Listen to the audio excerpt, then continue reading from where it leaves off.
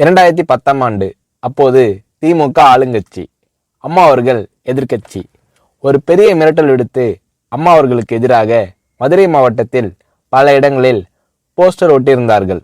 அந்த போஸ்டரில் அம்மா அவர்கள் மதுரைக்கு வந்தால் திரும்பி செல்ல மாட்டார், மதுரைக்கு அம்மா அவர்கள் வரக்கூடாது என்று மதுரை மாவட்டத்தில் பல இடங்களில் அந்த போஸ்டரை ஒட்டி பெரிய மிரட்டல் எல்லாம் கொடுத்தார்கள். அதேபோல் ஜெயா டிவிக்கும் மிரட்டல் தொலைபேசிகள், மிரட்டல் கடிதங்கள் வந்து கொண்டிருந்தது.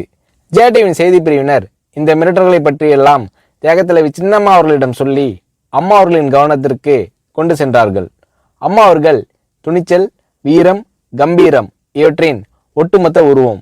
அதனால் புரட்சி தலைவி அம்மா அவர்கள், நான் மதுரைக்கு போய் தீருவேன், பொதுக்கூட்டத்தில் பேசியே தீருவேன், எது நடந்தாலும் எதிர்கொள்கிறேன் என்று சொல்கிறார்கள்.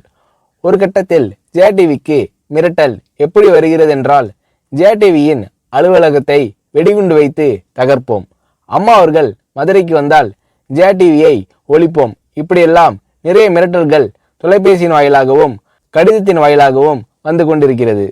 இந்த மிரட்டல்களை எல்லாம் கடந்து அம்மா அவர்கள் மதுரைக்கு சென்று பிரம்மாண்டமான பொதுக்கூட்டத்தில் லட்சக்கணக்கான மக்கள் மத்தியில் எழுச்சி உரையாற்றும் போது, ஒரு எதிர்க்கட்சியின் தலைவி என்ற முறையில் என்னை நீங்கள் மிரட்டுங்கள், ஒரு எதிர்க்கட்சியினை நான் நடத்துகிறேன் என்பதற்காக கழகத்தை மிரட்டுங்கள், ஜெயா டிவியை எதற்காக மிரட்டுகிறீர்கள், ஜெயா டிவியின் அலுவலகத்தை நீங்கள் தகர்ப்பீர்களா, ஜெயா டிவியை நீங்கள் ஒழித்து கட்டிவிடுவீர்களா, பார்க்கலாமா, ஜெயா டிவியை ஒழித்து கட்டிவிட்டால் என்னுடைய அரசியல் குரலை ஒழித்து விடலாம் என்று கனவு காணுகிறீர்களா?